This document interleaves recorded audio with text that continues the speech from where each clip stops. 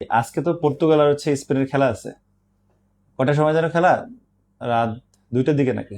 একটা দিকে 1টার দিকে। একটা দিকে আচ্ছা, এই খেলায় তোমার কি মনে হচ্ছে কোন দল জিতবে?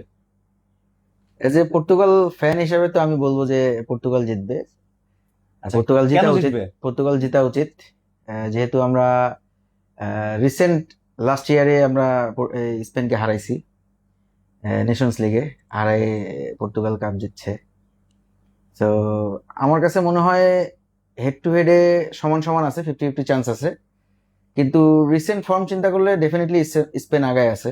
ওদের সবাই ফর্মের তুঙ্গে আছে। আমাদের পর্তুগালের রোনালদো আউট অফ ফর্ম, যদি আমরা বলি true, Ronaldo out of form, but team কম্বিনেশনটা হচ্ছে না। পর্তুগালের প্লেয়ারগুলি যেগুলি আছে মানে ওয়ার্ল্ডের মধ্যে বেস্ট মিডফিল্ডার বর্তমানে বলা চলে, কিন্তু কম্বিনেশন হয়তো বা হচ্ছে না, কম্বিনেশন করতে পারতেছে না। আশা করি সেই কম্বিনেশন যদি ওভারকাম করতে পারে, সেই প্রবলেম যদি ওভারকাম করতে পারে, আমরা পর্তুগাল আশা করতে পারি যে আমরা স্পেনকে বিট করবো আর কি। আচ্ছা, লাস্ট ম্যাচে আমরা যাদের দেখলাম আর কি, ক্রোয়েশিয়ার সাথে যে খেলাটা ছিল, তো ওইখানে হচ্ছে আমার কাছে মনে হলো যে উম, ক্রোয়েশিয়া ভালো খেলছে, সামহাও পর্তুগাল জিতে গেছে। তো ওই ম্যাচও আমরা কিন্তু হচ্ছে গিয়ে পর্তুগালের হচ্ছে মিডফিল্ডের কম্বিনেশন বলো বা হচ্ছে অ্যাটাকারে যে আছে রোনালদো, রোনালদো একজন লিজেন্ড।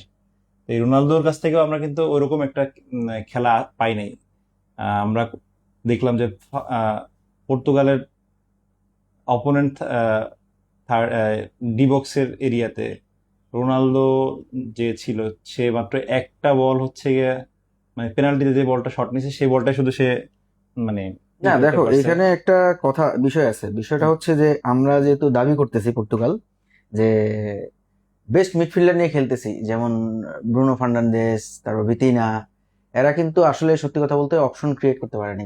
রোনালদোর যে পজিশন, আগে উইঙ্গারে খেলতো, এখন তার বয়স হয়েছে, এখন তার টোটালি গেমের রোল হচ্ছে হলো স্ট্রাইকার, মেইন স্ট্রাইকার। এখন ডিবক্সের মধ্যে সে বলই পাইছে একটা, হুম, ডিবক্সের মধ্যে সে বলই পাইছে একটা, তো এই ঠিক। একটা বল সে গোল করছে, কিন্তু আনলাকিলি সে অফসাইড হয়ে গেছে।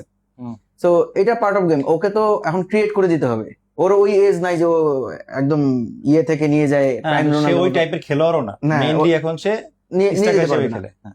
এখন সে ফুল স্ট্রাইকার হিসেবে খেলবে, হুম, এখন তার রোল যেহেতু ওইটা, তাকে তো বল দিতে হবে।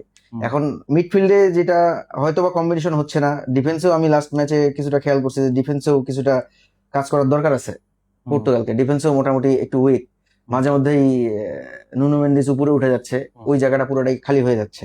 হুম। তো আমার মনে হয় ডিফেন্স আর মিডফিল্ড নিয়ে একটু কাজ করতে হবে আমার কাছে। আমি বলবো না যে কোনো প্লেয়ার খারাপ, বেস্ট টিম নিয়েই পর্তুগাল এবার আসছে ওয়ার্ল্ড কাপে, কিন্তু সামহাও কম্বিনেশনটা হচ্ছে না। আর ঠিক আছে, আর আচ্ছা, রোনালদো বাদে আরেকটা আদার প্লেয়ার ব্যাপার গুলা বলি। ফর্মে আছে, রোনালদো হয়তো বা ফর্মে নাই, কিন্তু as a legend, as a senior player তার মাঠে থাকার দরকার আছে বলে আমি মনে করি, কারণ তার এক্সপিরিয়েন্সটা অনেক বড় জিনিস। হুম। তাকে দুই তিনটা তাছাড়া তো প্লেয়ার পর্তুগালের যদি তো ট্যাকেল আমরা, দেয়, দুই তিনটা প্লেয়ার ট্যাকেল দেয়, এই পাশে আদার প্লেয়ার গুলা তোমার অ্যাডভান্টেজ পাবে হ্যাঁ, হ্যাঁ, গোল করার জন্য। বাট হ্যাঁ, আমার কাছে মনে হয় যে মাঠে তার দরকার আছে। কখন তা সে ব্যাক করতে জানে আর কি, যে কোনো সিচুয়েশনে ব্যাক করতে জানে, সে ব্যাক করবে হয়তোবা। আর যদি না করতে পারে তাহলে ব্যাড লাক।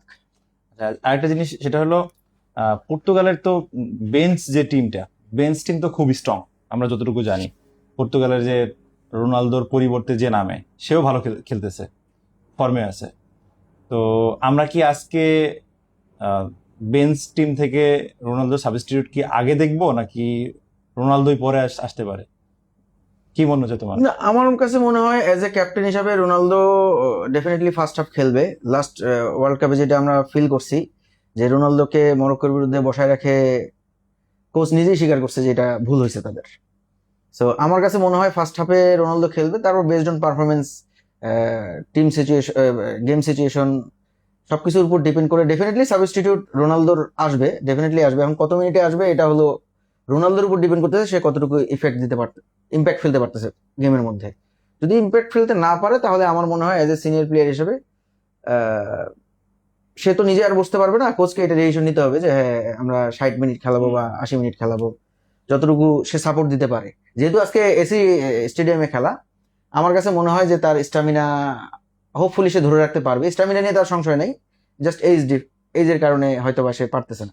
আর তাকে তো অপশন ক্রিয়েট করে দিতে পারতেছে না। আচ্ছা, আজকে যেহেতু স্পেনের সাথে খেলা, প্রতিপক্ষের মানে স্ট্রেংথ নিয়ে কিছু কথা বলি। যেমন প্রতিপক্ষ তো হচ্ছে স্পেনের সাথে যারাই খেলে এই ডেফিনেটলি পর্যন্ত, স্ট্রং কম্পিটিটর, তারা হচ্ছে তাদের বল প্রসেশন তারা সবসময় হচ্ছে গিয়ে রাখে, এবং তাদের যেহেতু পেড্রির মতো মিডফিল্ডার আছে, এটা একটা মানে থ্রেড যে হচ্ছে গিয়ে সে বল পজিশন কখনোই হারাতে যাবে না। আর হচ্ছে স্পেনের সবচেয়ে বড় যে স্ট্রেংথ সেটা হচ্ছে গিয়ে লামিন ইয়ামাল। লামিন ইয়ামালের খেলা তো আমরা গত কয়েক বছরে আমরা দেখতেছি। তো তাকে নিয়ে তোমাদের, তাকে Super আটকানো powerful. আটকানো নিয়ে তোমাদের ভাবনা কি? আমার মনে হয় পর্তুগাল এটা নিয়ে আলাদা কোনো প্ল্যান করবে না। পর্তুগাল যারা এখন 11 জন বা বেঞ্চে, তুমি যেটা বললা বেঞ্চের টিমও অনেক স্ট্রং, এরা এরা জানে যে কিভাবে বিগ ম্যাচে খেলতে হয়, এদের এই এক্সপিরিয়েন্সটা আছে। এরকম না যে সবাই আহ, বড় ক্লাব বা বড় টুর্নামেন্ট ফেস করে নাই। তা আমার মনে হয় আলাদা কোনো প্ল্যান থাকবে না লামিন ইয়ামালকে নিয়ে। জাস্ট পুরো টিমকে কিভাবে আটকানো যায়, কারণ লামিন ইয়ামাল বাদেও বাকি যারা আছে তারাও অনেক স্ট্রং এই প্লেয়ার এবং সুপার ফর্মে আছে। তাদের পুরো টিমকে কিভাবে আটকানো যায় এটা নিয়ে তাদের গেম প্ল্যান থাকবে আর কি। এক পার্সোনাল যদি লামিন ইয়ামালকে নিয়ে ওরা গেম প্ল্যান করে আটকানোর, আমার মনে হয় এটা পর্তুগাল ভুল করবে। কারণ লামিন ইয়ামালকে আটকে দুইটা প্লেয়ার যদি ট্যাকেল করে, দুইটা প্লেয়ার বাকি ইয়েতে শর্ট হয়ে যাবে। আমার মনে হয় যে ওরা এই বোকামি করবে না। আচ্ছা মনি ভাই, হুম।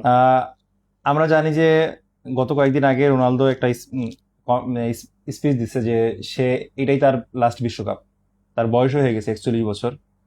তো এখন এই ম্যাচে যদি হচ্ছে গিয়ে রোনালদো হেরে যায় বা পর্তুগাল হেরে যায়, তাহলে হচ্ছে গিয়ে এটাই তার বিশ্বকাপেও লাস্ট ম্যাচ হওয়ার কথা। তো তোমার কি মনে হয় এই ম্যাচটা সে কেমন খেলবে? এবং হ্যাঁ, ভালো কথা বলছো। হুম।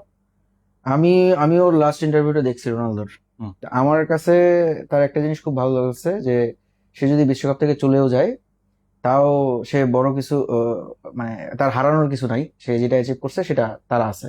আর সে যদি বিশ্বকাপ পেয়েও যায়, সে বড় কিছু হয়ে যাবে না। যা যেটা আছে সেটাই, সেই রোনালদো থাকবে। তো এটা লাস্ট বিশ্বকাপ, সে ডেফিনেটলি আমার মনে হয় যে সবসময় নিজেকে প্রেস করে বেস্ট দেওয়ার জন্য। সবসময় নিজেকে প্রেস করে, আমি যতদূর তাকে জানছি বা তার খেলা দেখছি, সে নিজেকে প্রেস করে। সে চেষ্টা করবে ভালো কিছু করার। এখন বাকিটা তো আসলে এটা তো টিম গেম।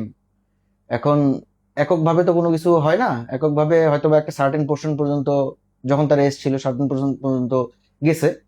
এখন তো তার এজ নাই, এখন আসলে পুরোটাই ডিপেন্ড করবে টিমের উপরে। তবে আমি আশা করবো যে সে ভালো কিছু করবে, ভালো কিছু খেলবে। এটা যেহেতু তার শেষ বিশ্বকাপ, সে সর্বোচ্চ চেষ্টা করবে। এখন কতটুকু ফল পাবে আমি জানি না, তার জন্য বেস্ট বেস্ট উইশেস রোনালদোর জন্য। কারণ হচ্ছে রোনালদোর মতো একজন লিজেন্ডের একজন একটা রঙিন বিদায় হওয়া উচিত। এটা যেহেতু তার লাস্ট বিশ্বকাপ, সে ভালো খেলুক, এবং আমরা আশা করি যে আজকে পর্তুগাল ভালো ফলাফল করুক। হ্যাঁ, তবে ভালো ফলাফল করুক।